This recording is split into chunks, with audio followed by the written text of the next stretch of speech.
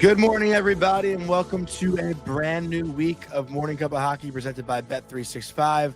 Open an account with Bet365 today and bet on a huge range of markets, whatever the moment. It's never ordinary at Bet365, so use our code NATION, N-A-T-I-O-N, in all caps. That's Colby Cohen. I'm Johnny Lazarus, and I see the chat already going off about Connor McDavid. We're going to save the Connor McDavid talk for about 9:30 when Tyler Yaremchuk joins the show. So we're not going to get into any suspension talk right now. So chat, I'm begging you, I'm asking you, please save it for later in the show because we want to answer your questions.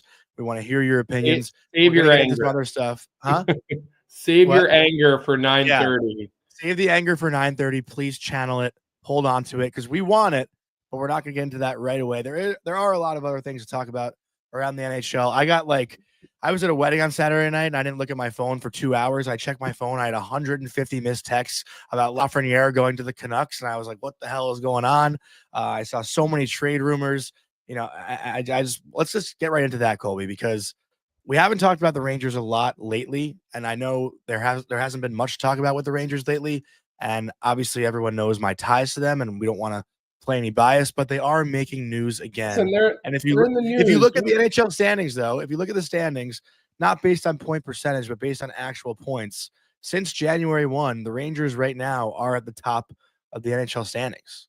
They're 6-1-3 in their last 10.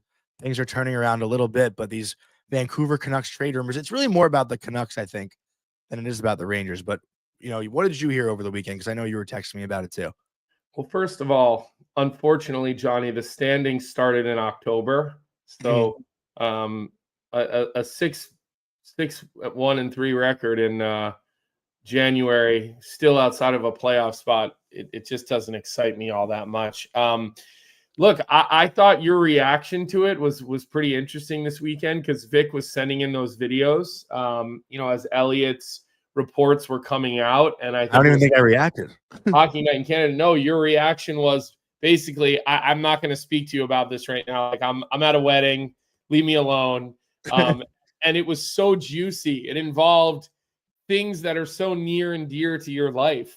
So I was a little bit surprised at how you didn't take the bait. You really didn't take the bait. But look, I think that Elliot Friedman has proven over the course of his career to be pretty reliable and pretty plugged in. I think that's safe to say, right?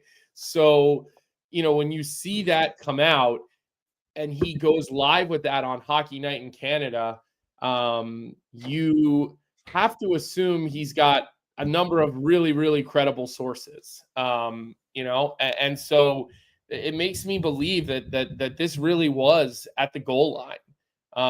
And this was something that was, more than just a conversation. Like they were far down the road on this type of deal.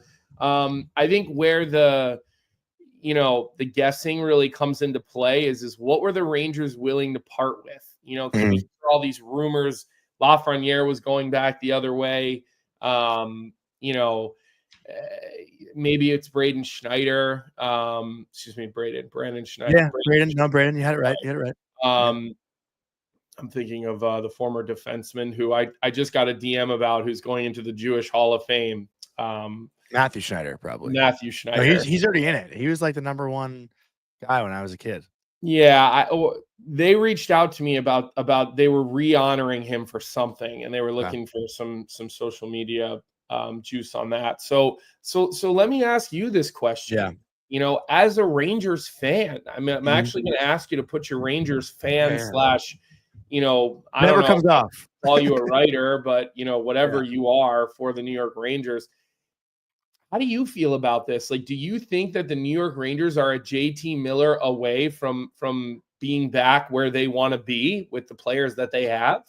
No, I don't. But I do think that Chris Drury is not looking to tear anything down. And I think people, and I say that carefully because he's looking to make a shift in what the Rangers look like, but he's not looking to start from scratch, in my opinion. Chris Drury, if you're looking at this for next season, he wants to have a competitive team next year.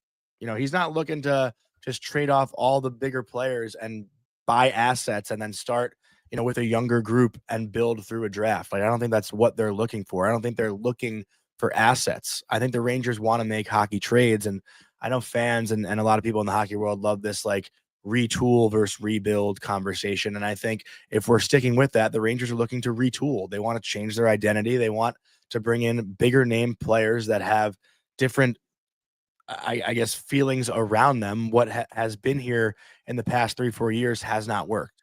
And they're looking to just change that. They're not looking to start over. So JT Miller, while I do think he'd be a good piece here, it does, I think, depend on what you're getting rid of. And I think the problem is the Rangers can't get rid of their own problems, which is Mika Zibanejad, Ryan Lindgren, who probably will walk away soon, Chris Kreider. Like, these are the contracts that are tough to get rid of, and that's the Rangers' issue right now. So you can bring in JT Miller, but if you're not getting rid of Mika Zibanejad, I don't think it really solves any issues. You're just taking on another problem from somebody else. Yeah. I just think, you start bringing in guys who are, into their 30s, especially a guy like JT Miller, who plays the game with a lot of jam, although I know not necessarily right now. I think when you look at his career, those guys, those forwards that play really physically, they break down quicker. Ask Sean Couturier, who came into the NHL as an 18-year-old, and he's really not that old, but just seems like he's been in the league for 25 years. And you see the decline. And I know with him, you're talking about a guy who's been through and had a couple of really difficult back surgeries and whatnot. But, I think JT Miller has spent a lot of his career playing very hard and very heavy. And so I think those types of guys, again, their drop off is not usually gradual, right? It's like they'll have a 95 or 100 point season, and then the next year they're a 50-point guy. And they just don't have that ability to have that heaviness and have that juice and have that jam in their game in order to sustain it. I'm trying to pull up. I'm just looking at cap wages here. And looking at JT Miller, who's just got a lot of years left at $8 million. And then you're right. You look at Mika Zibanejad, like, I can't imagine the Vancouver Canucks are dying to bring in Mika Zibanejad. I don't think he wants. I mean, he doesn't want to go there either. He's a full move with 6 years left at $8.5 million. I just couldn't see that. So then the question becomes, is like, have you made the decision that Lafreniere is nothing more than a 50-point player? Is that where you're at with him? Are you asking me, or are you saying that? Well, I'm just saying that's a decision. If he's a piece in this deal, or he is the piece in this deal, like it's been quote unquote rumored, are you really parting with a kid that early in his 20s who has shown flashes of being really good? Flashes, though. It's been a lot more average than flat than high end, unfortunately. I think the Schneider thing is one of those things that, I don't think finding a guy like Schneider is nearly as difficult as people make it out to be. Like, I think, and Will Borgen has looked really good, I think, and if he's a guy they can hang on to, I know he's for a small period of time he has. Like, again, it's a small window. It's no different than the argument that people are making right now about Capo Caco, who's having a great start to his time in Seattle.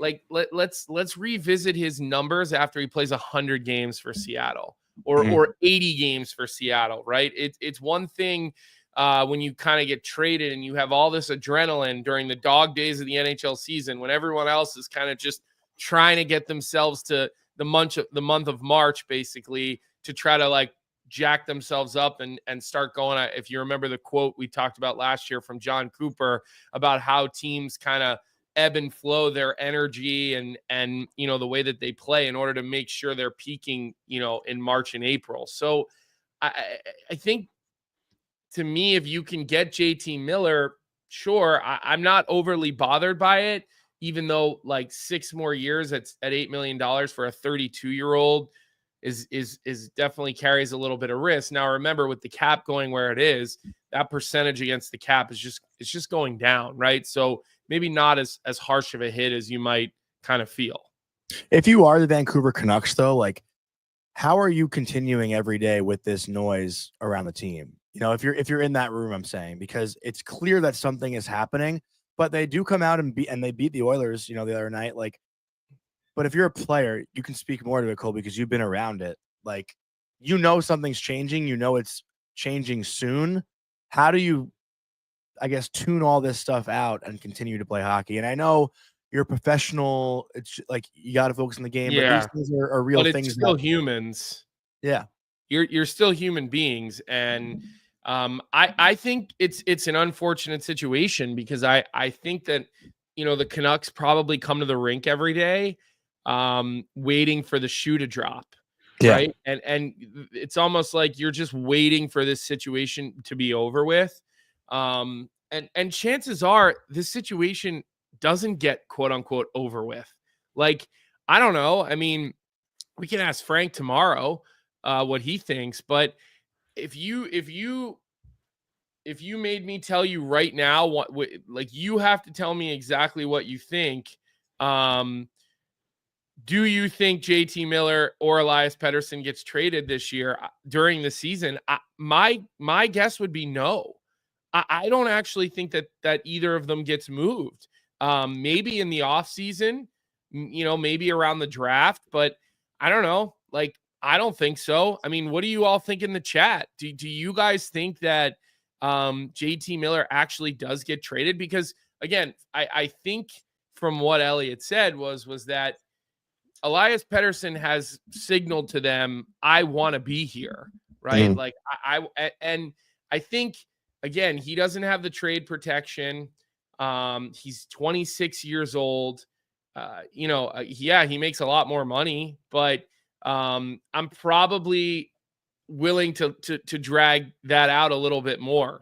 If I'm running the show out there in Vancouver, like I'm willing to say, all right, let's try to move off of Miller and let's try to push the chips in a little bit further with a Pettersson before, we might turn around and try to move that out at some point, because he just, doesn't. I'd be curious to know this. His no move clause kicks in 25-26. Is that July 1? Like when does that, like, in the new, I assume it's in the new calendar year for the league, right? So Mhm. I would think that. So you still have time to ride that into the summer before you get stuck with his no move clause. I'm talking about Pettersson, by the way. Yeah. Listen, I think this Canucks thing has really dragged on for a little over a month now, and I just want to see it be done. I'm tired of talking about JT Miller and Elias Pettersson every week with no solution to it. I don't know how you feel about that, but if I'm a Canucks fan, I just want this thing to be over and done with and get rid of one of them because I'm sick and tired of hearing about it. Mm-hmm. Yeah, well, but unfortunately, we live in the real world, and you can't just. Well, no, I'm saying if I'm a Make Canucks someone fan, disappear. You can't just make a player disappear. And again, remember, JT Miller has trade protection. Okay, like that is a thing. A lot of players have trade. Mika Zibanejad has complete no move clause. So these are things that, as I said when we talked about Mitch Marner, and Frank and I yelled and screamed at each other.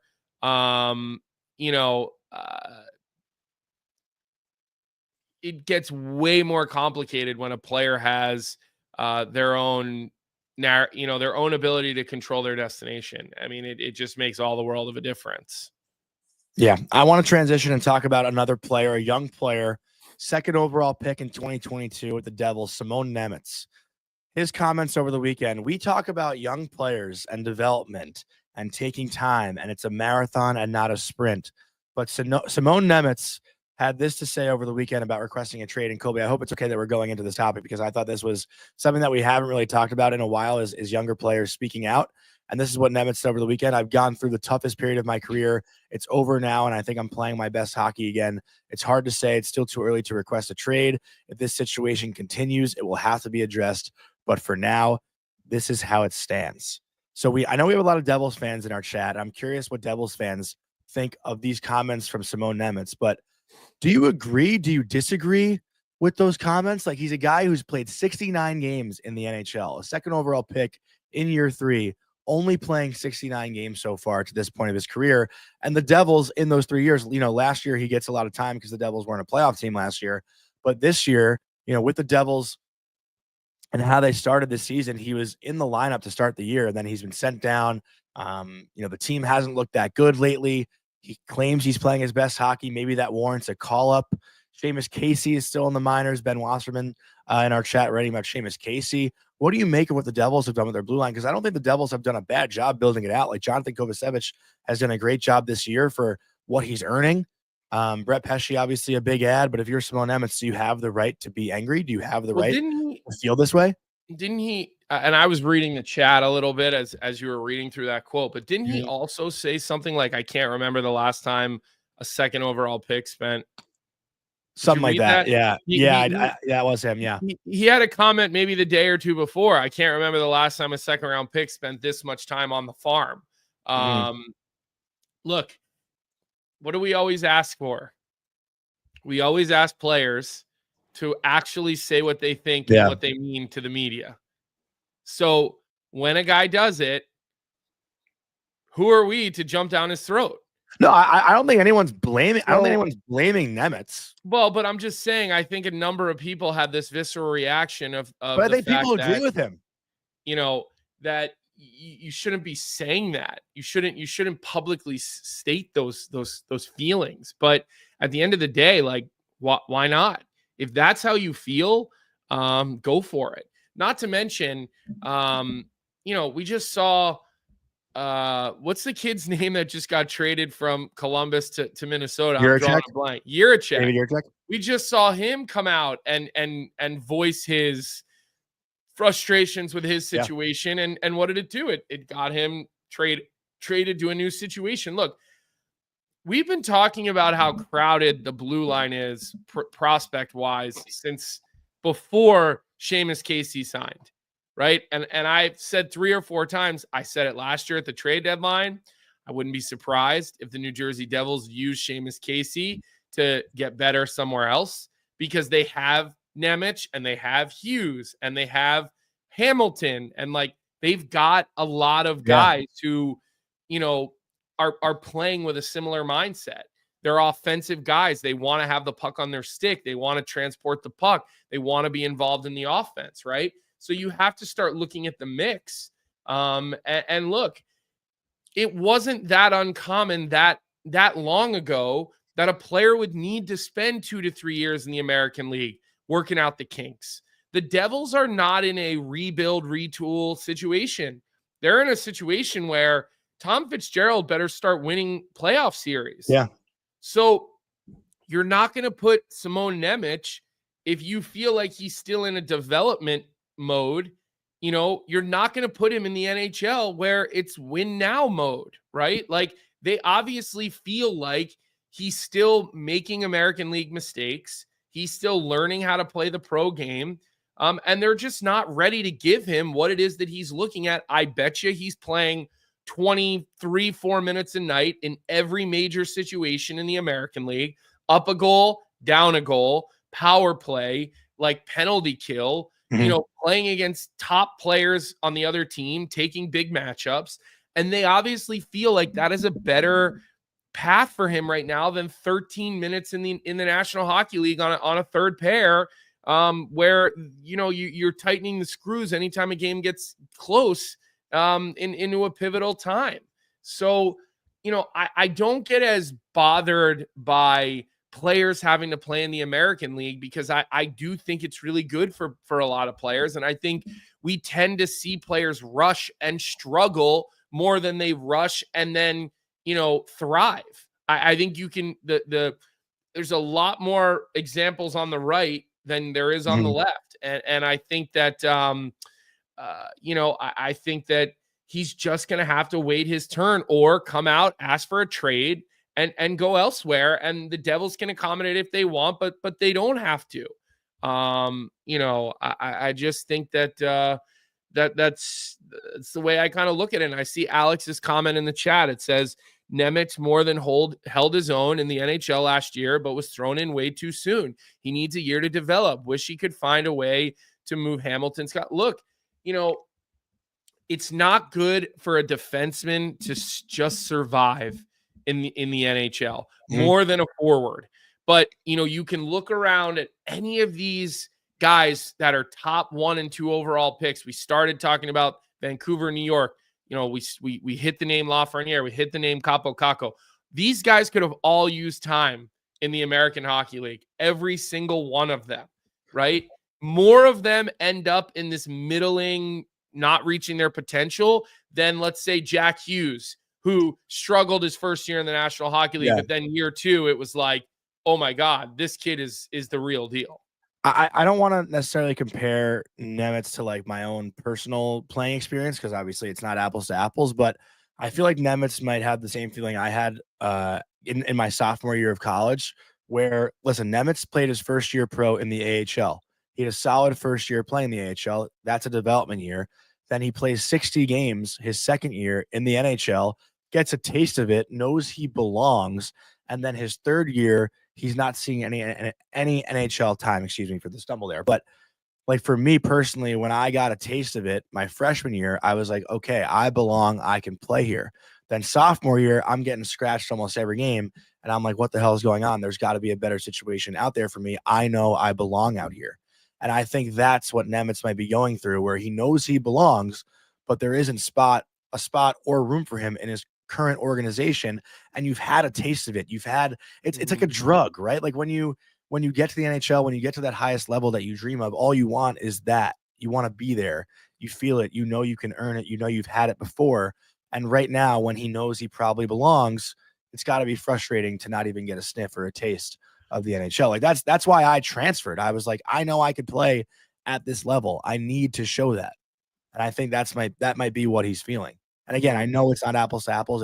It's college versus the NHL, but you also transferred, and I'm not saying this to be a dick, but you also transferred to a league that was, it's a lower it's low quality league. I mean, within the NCAA, because it was a better opportunity for myself to play. Exactly. Right. Yeah. And that's, you're not wrong though. Like, and I see Jeff's comments in the chat, and they're spot on. Listen, he played 60 games. Yeah. And he's had that taste, but ask Kevin Korchinski how he feels in Rockford this season. He played every game with a couple of exceptions, and it wasn't great. Like, I think Nemec is a better player and was a better player at the National Hockey League level, but this is why you can't rush a guy in, because you create your own problems, right? So well, they didn't have a choice. Last year, Dougie Hamilton went down. They didn't have a choice. So I understood, but you can always, you can always go out and plug holes where you need to plug holes, especially when, Dougie Hamilton goes down, his money goes on LTIR. I mean, it's not like they couldn't be flexible with it. But one more point I wanted to make, and I'm not trying to make, I swear to God, I swear, so I don't want to hear any comments. I'm not trying to make this about the Rangers at all. But when it comes to Capo Caco, the thing was with the Ranger fans, like, no one cared about his development when the Rangers were winning hockey games. Like right now, I'm sure Devils fans don't care as much about Simone Nemec's development if they're winning hockey games and if they're at the top of the division. But once things go bad, everyone's going to look back on this and say, well, we really screwed up with Nemec. We weren't playing him when we needed to develop him. Like that's how it always goes, right? Like that's what I'm hearing with Caco now, because the Rangers had a bad year, and it's like, oh, well, 3 years ago we really screwed over Caco, and that's why it's not working right now. But when you're winning hockey games, no one gives a shit. Yeah, 100%. That's why you see a team at the trade deadline move off a really good prospect, because they might have a chance to win the Stanley Cup. Winning trumps everything in the National Hockey League. So I guarantee you in a couple years down the road, we'll hear, oh, the Devils screwed it up in 24-25 with Simone Nemec when it doesn't work out. Here's another really good example from Joshua Leifer in the chat. Look at Patra. Look at the trials and tribulations that he's gone through. Sounds like he's played pretty well, and he's kind of found his way in the American League, which is, I think, what they wanted him to kind of go down and struggle a little bit. And I think that's something that Sweeney's never really been afraid to do. You can criticize Sweeney for plenty of things, and they're all well-deserved. But one thing that I will say, because I've followed that organization quite closely for a while, they've always been pretty good with that for the most part. They have. They and then certain guys have forced their hands, like Mason Lohrei kind of forced their hands last year. I don't think they planned on having Mason Lohrei play in the National Hockey League for them last year. But he forced their hand at times of the season. And when things dipped a little bit, they were smart and they got him right back down to the American League, right? And I think Mason Lohrei is going to be a really good player for a long time, and he's only going to continue to get better.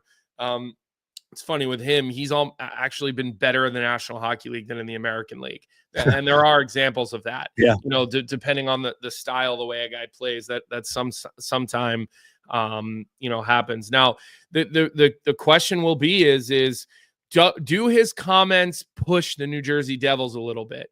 I don't think so. Does Tom Fitzgerald, feel a little discomfort in his stomach? Because I do got to think they still look at Nemec as a part of the future of this team and an important part of the future of this team, especially, when he's going to be playing on a rookie contract here for a little bit longer. And then, because he hasn't come in and had a big time year in the National Hockey League, his numbers are going to be pretty reasonable for the next couple of years, even when he moves into being an RFA and even when he moves into looking for a new contract. So, that helps keep the cap down. And then again, don't forget Seamus Casey. Like this is only his first year pro, Casey, right? Like, he may be the guy who's the 1 year, he may jump over Nemec, on the depth chart. Probably should. He might. Look, I'm not watching the American Hockey League these days, so I'm gonna stay in my lane and not pretend that I do. But I keep an eye on box scores, and I certainly do talk to certain people. Look, I say this all the time. Like, you only get to live by your draft pick status for a small window.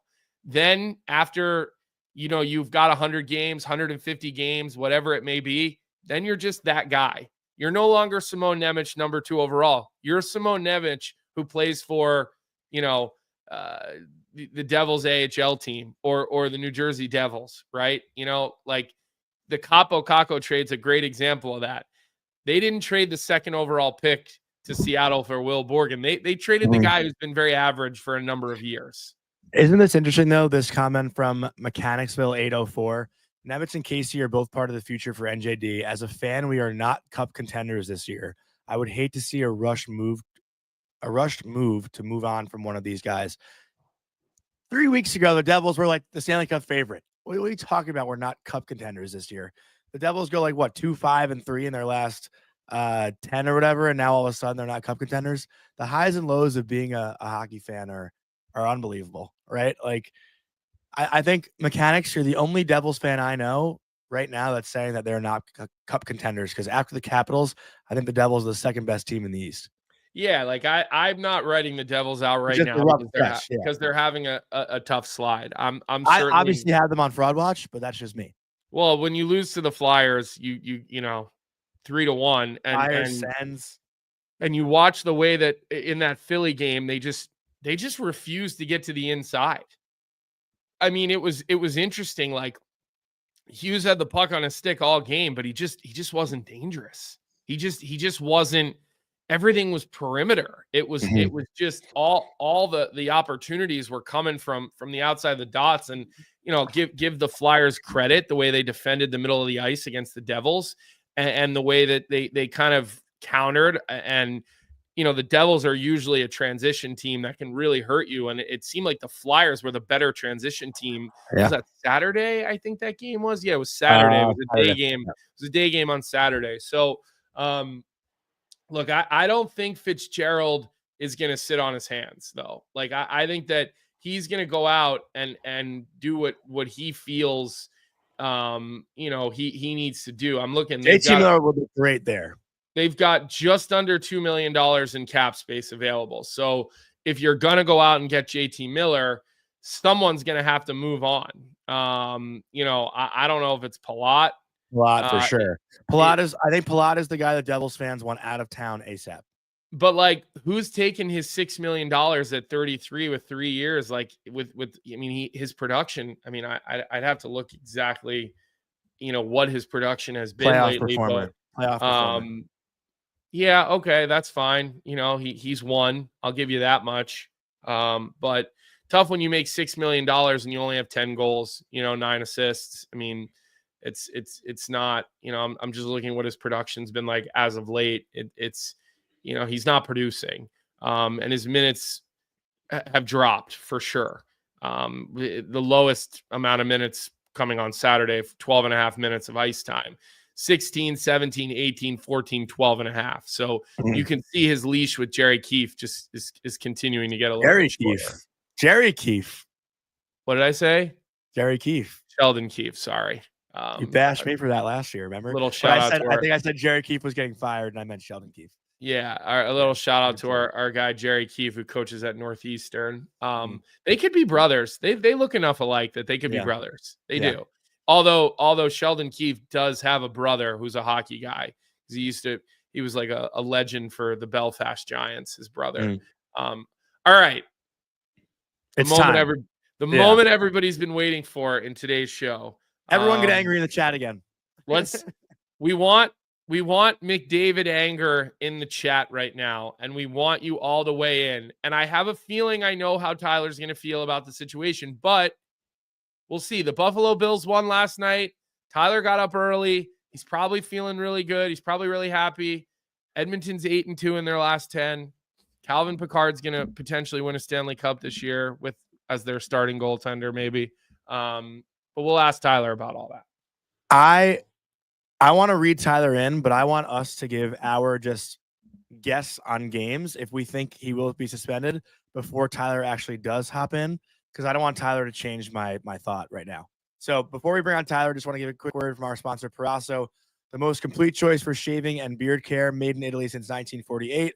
Proraso has been a staple of Italian culture and barbershops globally for 4 generations. So get 15% off at Proraso-USA.com with our promo code Hockey15 in all caps, Hockey15. And I'm just going to say this before Tyler comes in. If Connor McDavid does not get a 2-game suspension, shame on the NHL. Yeah, listen, everybody can be angry. No, but here's what I will say, okay? I don't connect the little elbow from like 1 or 2 days before. Agreed. Separate issues. I do not connect those. Now, I've seen people connecting the dots on those. The little elbow did not bother me. I defended him. It didn't bother me whatsoever. Here's the other thing. I also don't mind what he did in that whole situation. Garland skates away. He's not injured. It wasn't it didn't feel as premeditated. Like the Tyler Myers one to me is worse. It's way worse. But I still think McDavid needs a 2-game suspension. Like Austin Matthews got a 2-game. I think the Tyler Myers one's the same. I think it's the same. Yeah, I think it's worse. I really believe it's worse. To me, the Tyler Myers ones feels more premeditated. They're off to the side. There's a dead period of time. The one with McDavid and Garland, like they're battling each other. So my prediction, I'd say he should get 2 games. I think he'll get 1. That's my prediction. Mm-hmm. Okay. I think Tyler Myers should get 3 games for his 3 or 4 because of the premeditation behind it. Just my opinion. All right. So are we bringing him in? All right, let's bring him in. Tommy P's getting mad. So let's bring in Tyler. Oh, God forbid. All right, Tyler. Good morning. I like your hat, Tyler. I'm very happy for you. Nobody circles the wagons like the Buffalo Bills. Here's what I can tell you. Next weekend, the entire, maybe North America, I don't know, but I can only really speak for the United States. There will be one small sliver of the United States hoping to see the Kansas City Royals win. Then the rest of the United States, the Chiefs. Geez, I'm all over that. You're today, all over today. And the rest of the United States will be rooting for Josh Allen and the Buffalo Bills. And the same goes for the Eagles-Washington game. The city of Philadelphia and the suburbs will be rooting for the Eagles. The rest of the United States want to see the Washington Commanders. I got that one right. Nice. Win that football game. So, well, welcome in this morning, Tyler. Good to see you as always. Yeah, great to be on. Great to be on the show. I'm fired up. It was a salvageable sports weekend, I called it, because the Oilers stunk on Saturday night. The Jays didn't get a big free agent on Friday, and I was very nervous that my Buffalo Bills were going to blow it on Sunday, but they came through. Well, it could be worse. I think like I saw some Detroit sports account say like big day for Detroit sports. It was like wow. Lions first, Red Wings second, Pistons third. All three teams lost. Like it was Yeah. hilarious. Yeah, that was so good. So it could be worse. But Tyler, how many games do you think Connor McDavid gets suspended if you do think a suspension is warranted? Yeah, he'll get 2. I think Okay. it's like, again, there's precedent in NHL history, call it, for this to be a 2-game suspension. It's pretty identical to the Matthews on Dahlin one, really. Yep, that's exactly what we thought. I think Myers gets 3 just because, again, I think they should counter in or factor in like McDavid was kind of goaded into taking this, right? Conor Garland's all over him. Garland said after the game, like, I grabbed him and wanted to hold on to him to win the game, didn't want to let him make a play. So Garland engages McDavid first. If Garland never grabs onto McDavid and holds onto him, he never gets cross-checked in the head. So again, dirty from McDavid. I like it though. I think the refs aren't going to protect the Stars, let the Stars protect the Stars. So I have no problem with Connor McDavid doing this whatsoever. I think he should do more of this going forward, because the more you lay a little lumber into a guy's face, the less likely he is to hold on to you at the end of the game. So I have no problem with it from McDavid. I think the difference on the Myers one is Myers was the aggressor. Evan Bouchard obviously wanted nothing to do with Tyler Myers, and Tyler Myers cross-checked him in the face pretty deliberately. So I think McDavid gets 2. I think Myers gets 3, and that's the way they dish this up. Like, again, Bouchard's just kind of lazily skating over there, and Myers pops him good. So yeah, that was a good one. Yeah, they should each get enough games, though. Like, there's no way the NHL lets either of them play in the rematch on Thursday. That would probably be a bit of a mistake. Yeah. I could see that that McDavid only gets 1 though. Like, I believe 2 is the right number, but I could see that. But you do, I'm with you. I think that the Myers one is a little more premeditated, where the other one, like, those guys are going at it. Did you see Chris Pronger's tweet? Did anybody see that? Yeah. Chris Pronger came out in major defense of Connor McDavid, not saying he shouldn't get suspended or anything, but just saying he loved what McDavid did. I saw a lot of that though. There was a lot of people saying that. It's just, again, like, he does get mugged quite often. He does. And it's good for him to do that, in my opinion. Send a message. You know what else I think? I think when you see McDavid do that and you're on his team, I think it like really fires you up. Like, I think that when he gets suspended and he misses the game, like, I think the guys are going to ramp it up that night to be like, let's have our captains back here. Like, let's have McDavid's back. So I think there can be more good things that actually comes of it within the locker room, but listen, it's a dirty play. Like, there's no doubt about it. But again, I loved it. I really did. I loved the whole sequence. I don't remember anyone saying that about Austin Matthews when he cross-checked Dahlin in the face, right? Like, if we're comparing that play, I don't remember anyone saying, "Oh, I love what Matthews did here by cross-checking Dahlin in the face." So why do we love it when McDavid does it? I don't know if Austin Matthews typically, and I guess maybe this is a question you'd have to ask a Leafs fan, but like, does Austin Matthews typically take this same amount of abuse that a Connor McDavid does? But I mean, watching this, I have no problem with Matthews doing this either. I guess I just don't really have enough of an opinion on Matthews to really have gone out of my way to say it. But again, like, if the league's not going to protect their stars, let the Stars protect their stars. And you know what? I'm sure, as much as Conor Garland was laughing about it in the scrum after, like, next time, maybe he's thinking in the back of his head, like, oh shit, Connor might give me one here. The next guy who's going to go play McDavid that way is like, oh shit, he might give me one here. Yeah, Garland didn't even look phased. He was just like cool as a cucumber. Garland is an honest player. I mean, I think he's actually a pretty underappreciated player in the National Hockey League, and I think he's been for a while. I think he's really valuable to that team. I mean, if to me, Garland is the type of guy that if you need a little get over the hump type of piece, but you're not looking to go out and bring $8 million onto your cap, like, Garland would be a great guy to have for a playoff stretch into the playoffs, just because, again, he plays pretty fearless. Like, he's not afraid to go into the shit, we'll call it, and be in the middle of it. But he also provides offense. He defends. He's good with his point coverage for the most part. So I like Garland. I really do. Like, the whole thing was I thought it was a pretty good sequence. And again, I like when things go a little haywire, without going fully off the rails, I guess I would call it. And I was laughing at a comment. Someone said, Joshua Leifer said Chris Pronger got away with more cross checks and slashes than anyone in history except for Darian Hatcher. Chris Pronger would not be able to play in today's NHL. He would just basically be living in the principal's office with George Parros every week for the way that he used to just abuse people with his stick. Oh, Tyler, yeah. Sorry, go ahead, Johnny. No, I wanted to ask you a question. And again, like this, I want you to actually understand what I'm asking you here, because I know this could come off as like a dumb question, but I don't think it is. McDavid's similar to like Mahomes, right? Obviously, McDavid doesn't have the championships that Mahomes has, but it's clear that like those are the guys that probably get the calls. You know, maybe the refs are on their side a little bit more because they're, you know, the face of the league, the star product. Do you like, would you be pissed if McDavid doesn't get suspended? Because then you hear more of that. Connor McDavid gets special treatment because he's Connor McDavid. Like, do you want him to be suspended? I know. See, I know how that could sound dumb.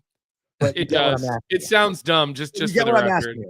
I get what you're saying though. Yeah. Like, again, would I take a no game suspension for Connor McDavid as an Oilers guy, knowing the narrative that then comes with it?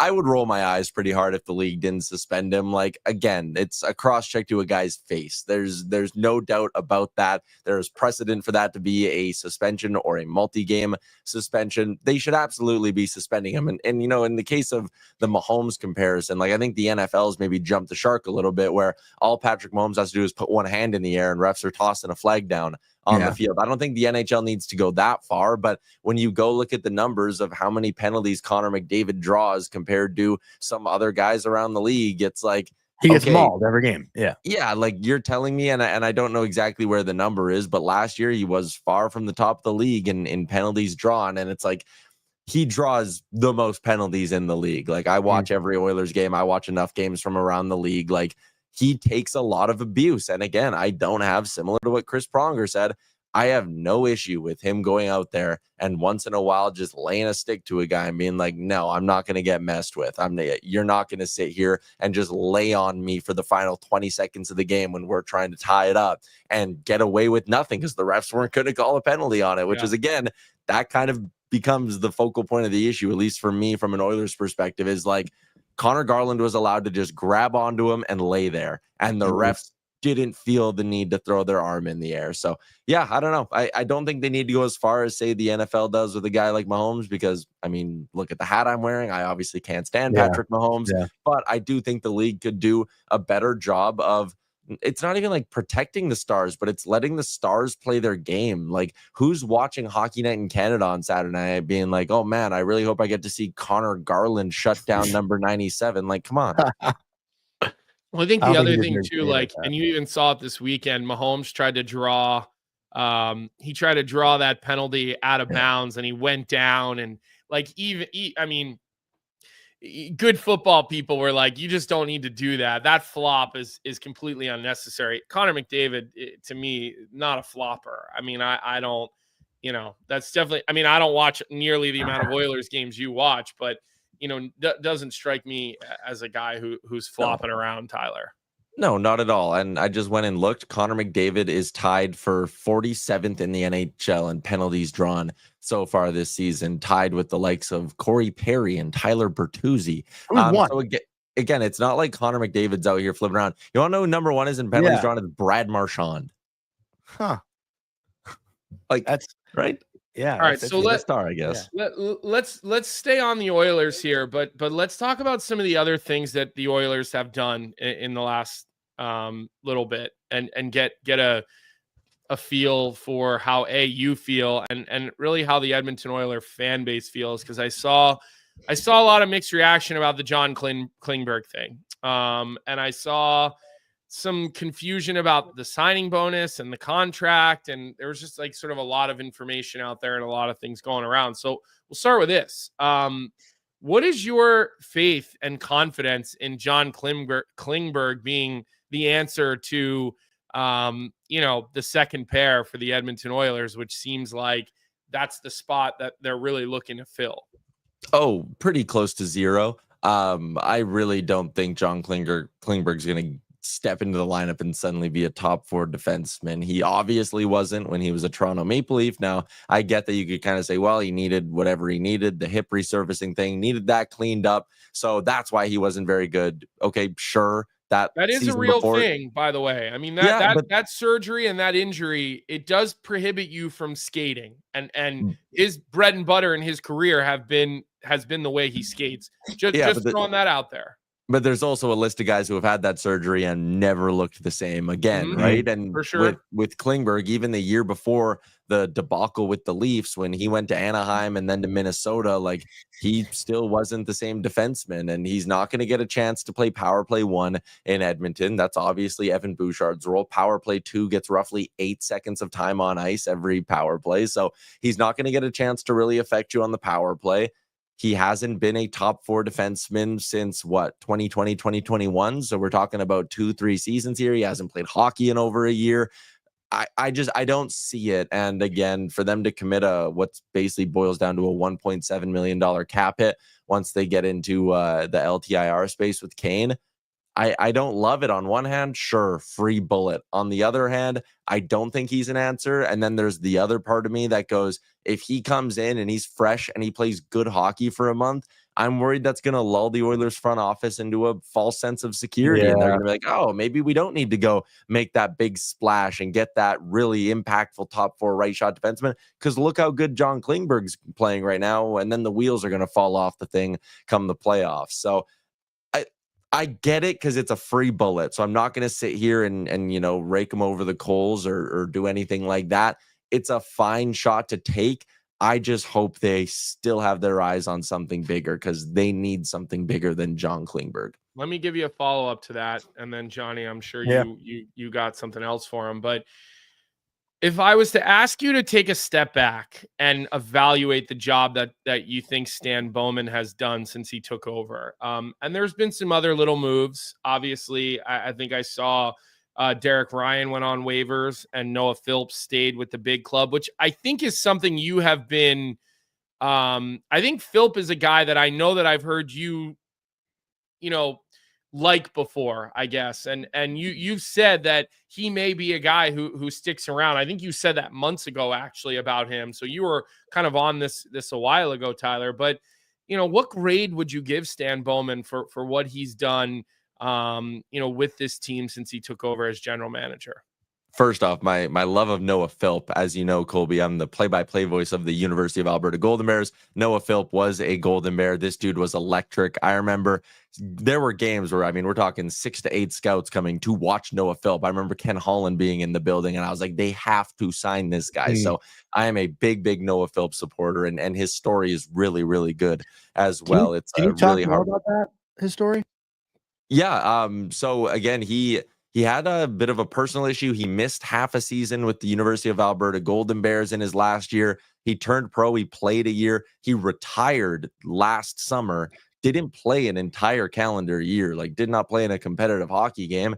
And then kind of decided that he missed the game and he wanted to get himself to a better spot because he wasn't enjoying playing hockey and all of the kind of stuff that was going on in his life. And then his now wife kind of told him, you should give it another shot. So he threw on the skates, went on the ice, and was like, all right, I think I still got it. And showed up to training camp this year, more or less, with the Oilers, and damn near won a job at a camp, which again tells you just what a naturally good hockey player he is. To not play for a year, has never played in the NHL, and just goes, all right, I'm coming back. It almost makes an NHL roster, and a damn good NHL roster at that. But to get back to your point, Colby, the grade to give him, there were moves in the summer that have blown up in their face. Jeff Skinner obviously not looking good, but that wasn't Stan Bowman. And even the offer sheet debacle and everything that went down there, by the time Bowman took over, the only thing he could really do at that point, because of his limited cap space, was try to squeeze Broberg and Holloway down to $1.15 million, right? So I give him a ton of credit for the way he was able to get out of that situation. Remember, he not only didn't match on Dylan Holloway, but he went back to the St. Louis Blues and kind of played a game of chicken with them and was like, I'm going to match unless you give us another pick and a prospect. And they got the defenseman, Paul Fisher, who was the 7th D-man on that World Junior team. They got another 3rd-round pick on top of the one they get from the whole offer sheet deal or whatever. So he squeezed a little bit of extra value out of St. Louis. and then went and acquired Vasily Podkolzin for a fourth and got Ty Emberson. And both those guys, if you ask Oilers fans, what are the biggest positives to the first half of the year? I guarantee you they're pretty much all going to say one of Ty Emberson or Vasily Podkolzin. Podkolzin's been a really good defense first top 6 guy. He's been strapped next to Leon Draisaitl for most of the year and looked great in that position. Plus, he's got one more year at $1 million. And I think Ty Emberson's a guy who by this time next year, we're talking about him playing in the Oilers top 4. I'm that high on him. I think he's one of those defensemen who doesn't have one attribute that really stands out over the rest, but he just does everything so well. He's smart. He makes a decent first pass. He's not afraid to play physical. Like they need, I would be a fan of them giving him a 2-3 year extension at this point, because I think there's something there with Ty Emberson. So when you look at the offseason, everything that people have problems with went down before Bowman got there. Bowman kind of got dealt a shit salad with the whole offer sheet thing, and he made the most of it. So I've really liked what Bowman's done so far. The Klingberg cap hit, don't love it, but again, free bullet, so why not? Mm-hmm.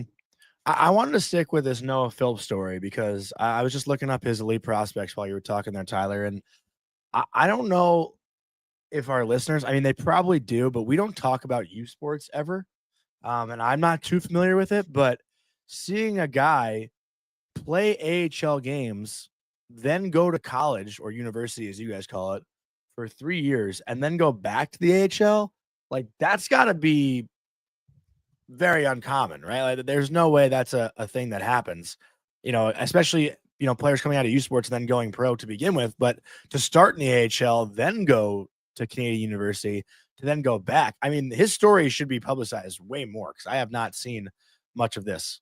Yeah, so it is a little bit more common than you'd think, just because when you go the WHL route, for every whatever year you play in the dub, you get a year of schooling, right? But it actually expires at one point. Like you can't like wait till the end of your career, then go get it. So what some guys will do, and this is what Philp would have done, is he would have signed an amateur tryout that first year, gone down to Bakersfield, played a few games, and then it was kind of like, okay, do you want to play pro or do you go to the U of A, which has turned around NHL talent, right? Derek Ryan was University of Alberta Golden Bear. Luke Philp, Noah's brother, was in Chicago's system for a little bit. Now he's in Hershey.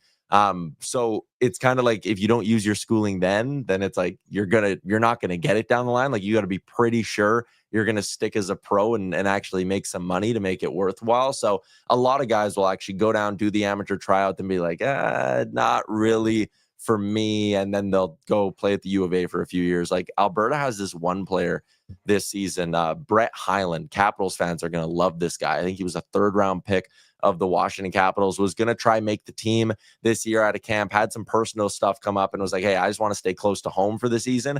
And he is a dog for the Golden Bears. I think he's going down to play NCAA next year, which is, I mean, that whole conversation, it's going to really hurt U Sports for at least one full cycle of players, kind of 3 to 5 years. But Brett Hyland's a name. Capitals fans are going to like him. He's legit. Yeah, I see Jeremiah saying that he knows Hyland's name. He's a big Cavs fan, obviously. But yeah, I found this whole story and the way he's gotten here insanely fascinating. I wasn't aware of it till you hopped on here. So I think that should be publicized way more because this is a very, very rare path to the NHL that I've seen. Yeah, it's again a super inspiring story. A guy who kind of put his mental health first for like a whole year, and when he retired, that wasn't like at least from what I heard, it wasn't like I'm taking a year off and I'll be back. It was like I don't want to be a hockey player. I'm done, and like he straight up walked away. And for him to now be in a spot where 14 months later he's right back, it's awesome. Yeah, wow. Right. Go. No, go ahead, Johnny. No, my thing was stupid. You go. All right. So look, we've kept you here for a little bit, and my final question that I have for you, and how I wanted to kind of send you off to, excuse me, I know get ready for a busy day of shows for you, but give me your wish list, your realistic wish list for the Edmonton Oilers. Had to throw the word realistic in there, based on their cap situation, based on the assets that they have. Who's the guy, maybe 1 or 2 players that you think would be the targets to help this team get over the hump? Because at times they've looked like a team that could potentially go on a run. At times they have not.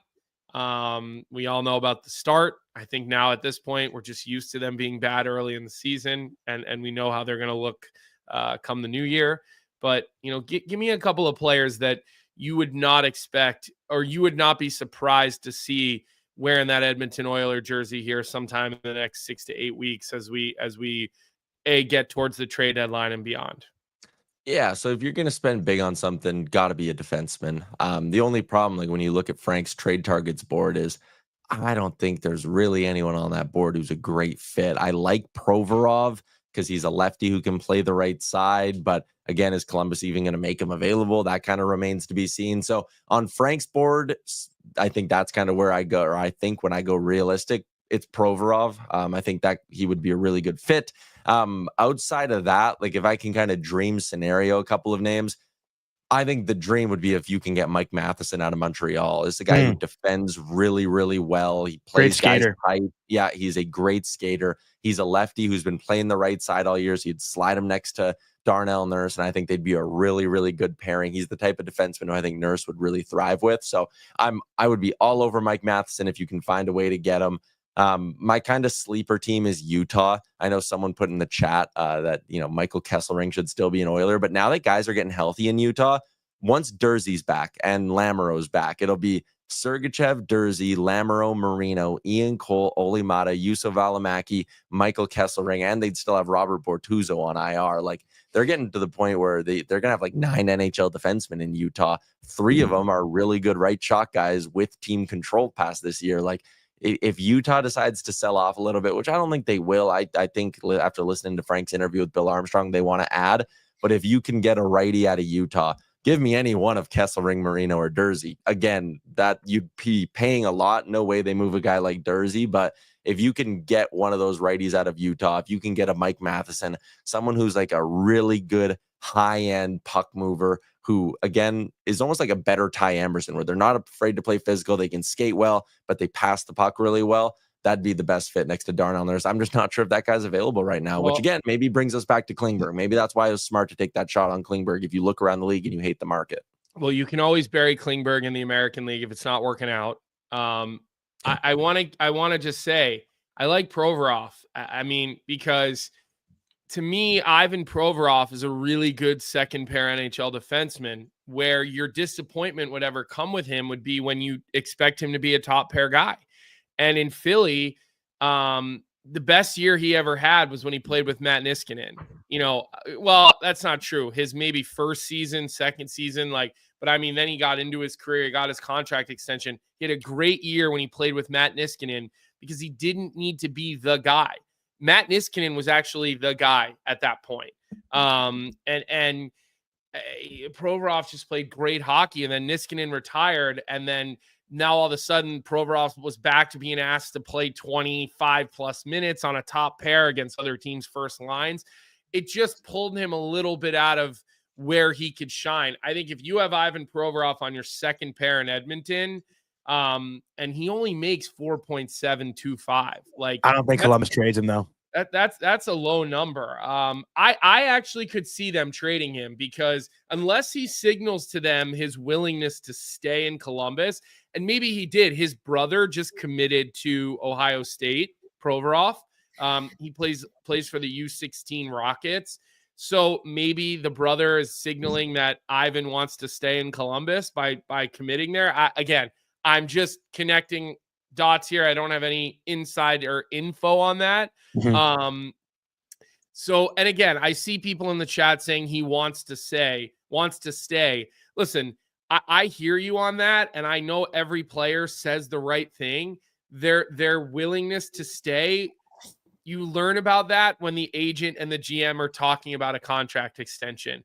Because just because you want to stay doesn't mean you're nearly on the same page between what the raise that he'll want and what Don Waddell would give him. So again, I see everyone. I see Jeff's comment, Catherine, I see your comment, Sharma, I see all that. And I'm not saying I disagree with you. I just want to point out that verbally saying you want to stay and your agent and a general manager being on the same page about your money are very, very different things. And if you get the sense, if you're Waddell, that you're not in the same ballpark from an extension standpoint, and someone would be willing to give you something really good for him.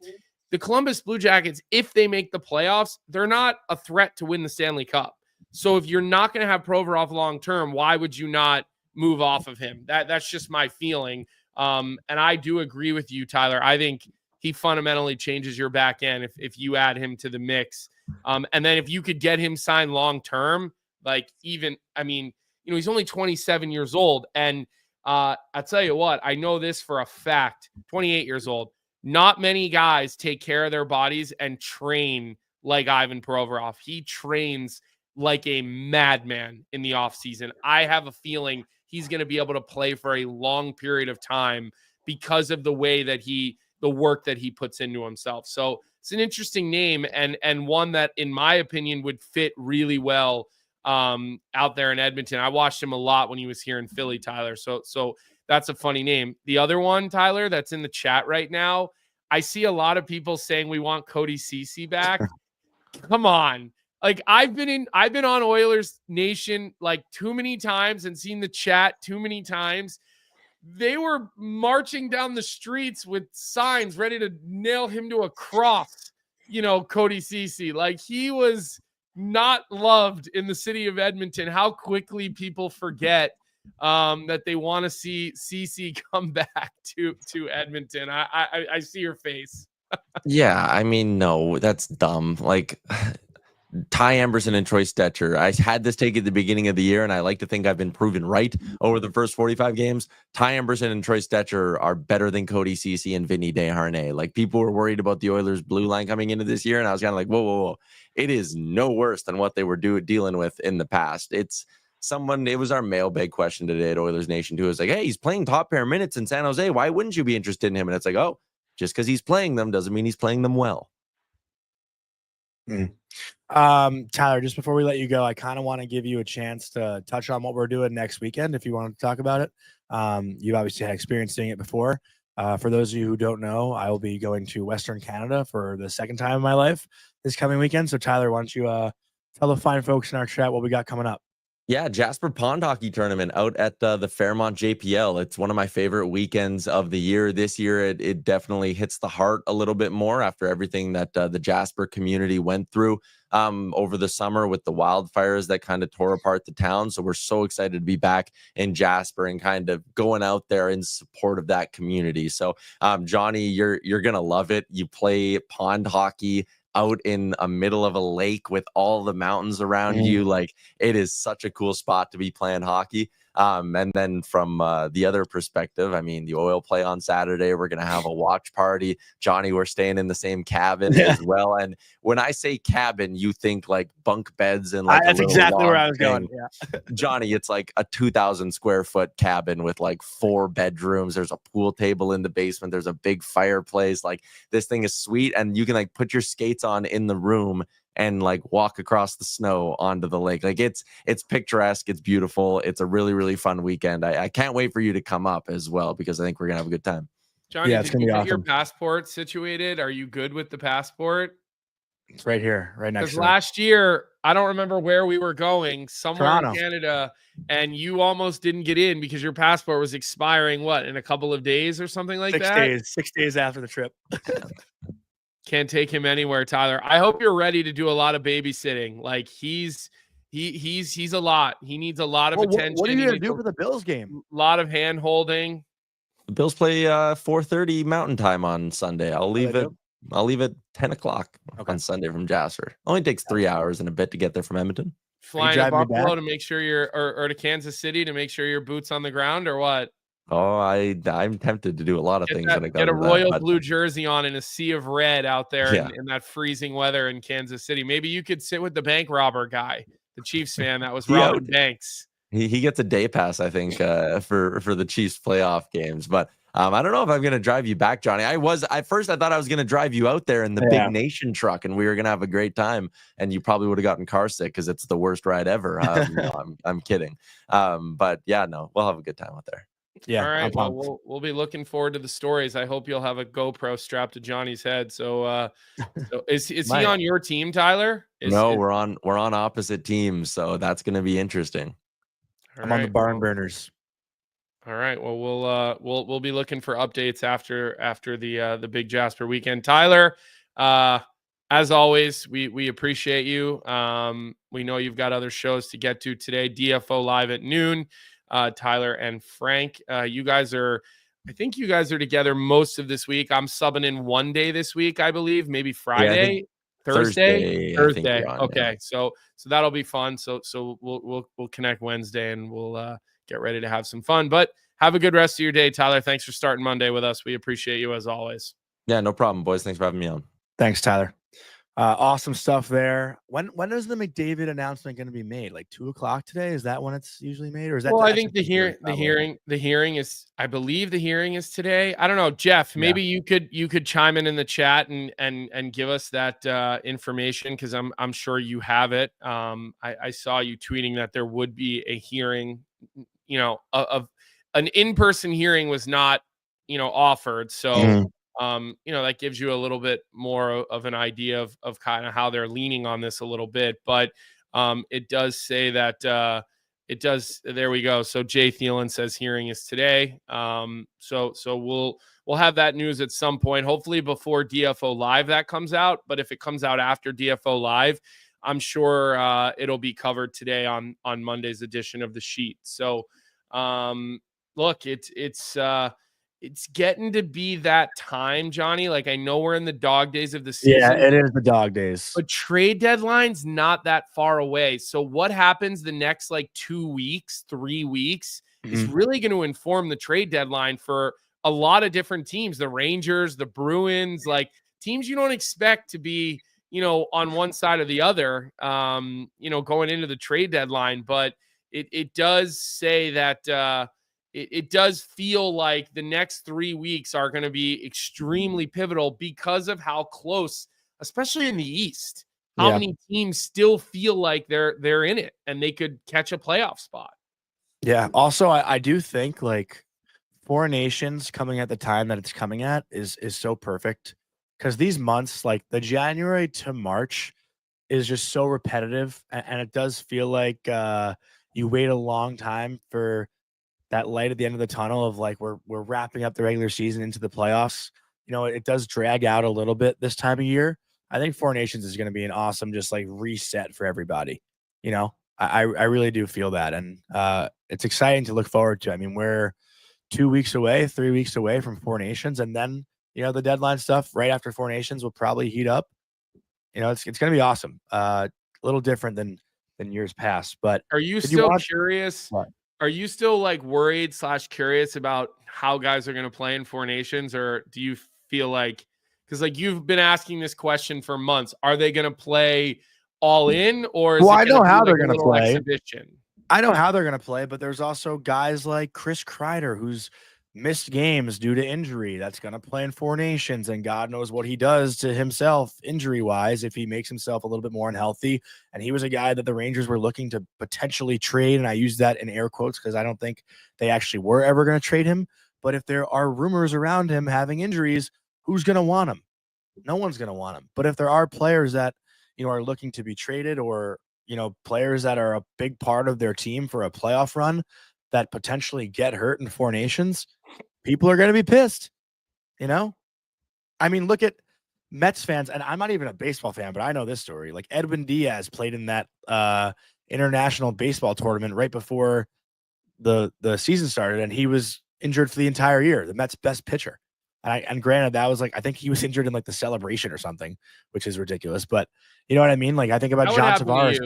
But John Tavares, you'd be a guy who got injured in the. What do you mean? I don't win anything, so why would I be celebrating? But John Tavares in the Olympics, and the Olympics are a different story because you're competing for the Olympics and Four Nations are not the same. The Olympics is something that you dream of growing up. Four Nations is an exhibition tournament. Yeah, and even the World Cup is different. I mean, this is just a little look. This is just a little appetizer. For fun. It's a little appetizer. And it's a little tryout for the Olympics. And Vic just said, has anyone ever been hurt in an All-Star game? But an All-Star game isn't treated the way that this is going to be treated. This is not. And I think Tommy T just asked, do you think Four Nations is a new version of the All-Star game for revenue marketing, or is it a tryout for the Olympics? It's more toward the Olympics than it is for revenue marketing for the NHL. I could see I could see them bringing back the World Cup, Tommy. I don't think this Four Nations format, you're going to see this consistently. The Four Nations format is very, I guess it would be amateur, meaning like you play Four Nations when you're U17, you play Four Nations when you're U18. In those seasons, there obviously isn't a U20 Four Nations, but I remember with the U.S. national team, we throughout the year we would have 2 or 3 international events that were Four Nations tournaments, all over the world throughout those seasons, right? So it's kind of a European thing, right? It is. It's more of a European thing, I think, and so I think this was just here. Everybody, we heard you. We know you want this, players, fans. We're going to give you this small little first course meal and get you ready for the bigger meal and the bigger deal, which is going to be the Olympics. We'll kind of see where it goes. But if they could bring back the World Cup of Hockey, like the real World Cup of Hockey, the one that I remember watching as a kid in '96, the one that has been widely talked about and publicized, that basically war between Team USA and Team Canada. That was just incredible. If you can replicate that, then that's important. And look, Jeremiah has a point. You have a Four Nations. You don't have Russia. You don't have Germany. And it sounds like Russia's probably not going to be in the Olympics. I read a report on that here recently from somebody. I can't remember who actually wrote the report, but it doesn't sound like they're going to be playing in the Olympics too. So you're missing a lot of the best players in the world at that point. I mean, you just are. That's just a fact. I do have a little Four Nations announcement though, actually, which I should tell our chat. I can hype it up a little bit. I think now that it's official, I was invited to play in a 3-on-3 best of 3 series at the Bell Center, USA versus Canada. I'll be on Team USA with Swaggy P, Nasher, Brody True, JT Barnett, Kane Van Gate, and our head coach will be Keith Yandel. We're going up against Pavel Barber, Coach Chippy, Zach Bell, Coach Jeremy with Hess Hockey, Jeff Gilligan, and Nick the goalie. And their coaches are PK Subban and George Larocque. It will be live streamed on the Friday. So I think that is Valentine's Day, February 14th. On YouTube. It's at the Bell Center. It's going to be sick. I'll get a lot of full gear or shinny. No, not full gear. It's shinny. We're not going full gear, but okay. I will be, posting videos and stuff and giving you guys behind the scenes, but it will be live streamed. It will be really cool. So for the chat that always chirps me about playing hockey, you'll actually have a chance to see me play in something, which will be cool. So hopefully we can get some chat support for that game, and hopefully you guys can root on team or cheer on Team USA. I don't know if there's a betting line on it, but I imagine we can make some wagers behind the scenes and whatnot. Well, that'll be cool. You'll get an opportunity to play at the Bell Center, and I've never been there. There'll be fans. I mean, people in. No, I don't know if they're opening it up for fans. It's a closed event. Because I was gonna say if they had it open, people will come. People are. I mean, Montreal, like they sell out preseason games. I mean, the fans in Montreal are unbelievable, and you're gonna get to see right at that in their arena. The fan pitch is like straight up. The seats are straight up instead of straight back, so everything just kind of feels on top of you. It's an incredible place to play. Catherine coming at me with the chirps. I didn't expect that from Catherine. She said, not like you'll have plans on Valentine's Day. LOL, JK. For you guys that keep in touch with my love life, the girl I met on New Year's, I'm trying to have her come to Montreal because she's from Toronto. So I'm trying to have her meet me in Montreal for the weekend. I've been following up. Still alive. I've been following up. So you guys are pen pals? Cheer me on. Yeah. It's tough. Cheer me on, everybody. Pen pals and FaceTime pals. Yeah, I expected that from J-Rock, but not from you, Catherine. I'm upset with you. And we're about to talk about the Columbus Blue Jackets too. So I don't know how I feel about it now. But anything else before we go into our Bet 365 bet of the night? Nope. All right, let's get into Bet 365. And tonight, for some reason, Vic and I are a little fishy about this one. The Columbus Blue Jackets on the road in Long Island at plus 145 against the New York Islanders. That seems a bit odd. I'm not sure why Columbus is this heavy of an underdog when they're ahead of the Islanders in the standings. I know Columbus hasn't been that good on the road this year, but the Islanders are so inconsistent. I mean, that game against the Flyers the other night, and we didn't even talk about the Maxim Siplikov hit and suspension. That's something we can maybe get into tomorrow. I don't even know if it's probably old news at this point. That was Thursday night. Do you want to say, I don't know. Like, do you want to say something? No, it's old. I think everybody's said their opinions on social media. And Ken, yes, I'm playing for the Barn Burner team. I see Ken in the chat. But yeah, the Columbus Blue Jackets are playing hot. I didn't get to see the game against the Rangers on Saturday night, so I don't know how they looked in that game, but I am taking the Blue Jackets at +1 against the Islanders all day, every day with how the Islanders have played. Ilya Sorokin has not looked good at all this year. I think he is starting for them tonight. So we're going with the Blue Jackets tonight on the road. Any final thoughts, Colby, before we wrap up? How about just a little love for friend of the show, James Van Riemsdyk, 8 points in his last 7 games. I think that's, morning cup of hockey bump. He came on our show, and then he went on a serious tear after that. So we'll see. Can the Columbus Blue Jackets keep the magic going? It would be great with everything gone on around the organization, obviously with Jonny this year, and it would be amazing to see them find their way into a playoff spot. I mean, I think that's a story that everybody can get behind. I agree. So I also I wouldn't even bet against them in a first round series. Yeah, I would. Hold their own. So we'll see. All right, I think that's what we got today. We went a little bit long. We appreciate all the chat today. You guys definitely had some heavy opinions. Make sure you guys like this show if you haven't already. Make sure you subscribe to the Daily Faceoff YouTube page if you're not already. I assume most of you are, but if you're here and you're new, subscribe, check it out, see what you think. We've got a lot of different, show and content going on throughout the day. Obviously up next in about an hour and 45 minutes, you have DFO Live. And then a couple hours after that, you'll have the sheet at 3 p.m. with our guy, Jeff Merrick, who was very, very deep into the chat today, dropping some comments and points and some knowledge into our chat. So with that, again, like the episode. That's the most important thing. Give that episode a like. And we'll be back here as we always are, Monday to Thursday. So tomorrow will be a Tuesday. We'll see everybody right back here 9 a.m. tomorrow. Have a good day, everybody. What's up, hockey fans? If you enjoyed that video, then you need to be hitting the subscribe button right here at Daily Faceoff. Exclusive interviews and analysis from our hockey insider Frank Saravalli, fantasy updates from Brock Sagan, and a daily live show at noon Eastern, Monday through Friday. You don't want to miss any of the fantastic content, so hit that subscribe button.